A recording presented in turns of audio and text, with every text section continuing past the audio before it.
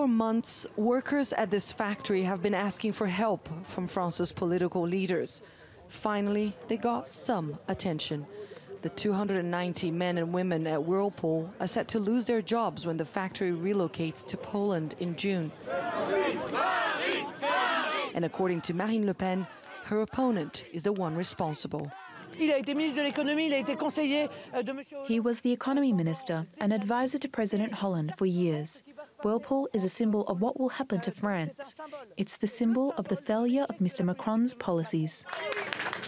The far-right candidate decided to pay a surprise visit to the Whirlpool workers and promised them to fight against globalization and to save their jobs.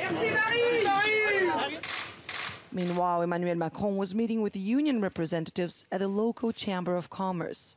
Madame Le Pen est donc venue à Amiens parce que j'y venais. Marine Le Pen came here because I came. Good for her, but she doesn't understand how this country works. And when he finally decided to meet the workers at the factory, he didn't get a warm welcome.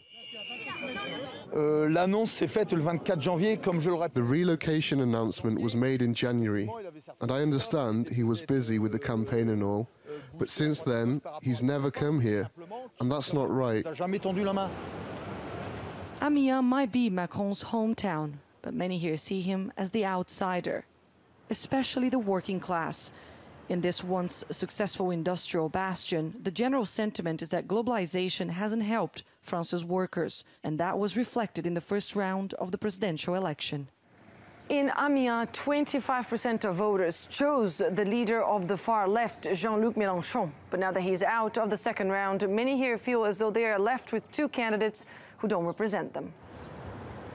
But for many Mélenchon supporters, Marine Le Pen and Emmanuel Macron are not the only options. Il y a le choix de l'abstention, il y a le choix du vote nul. There's the abstention option. There's the option of voting blank. Here, people have understood that their life conditions are worsening by the day and their salaries being cut. And people are angry. I am angry.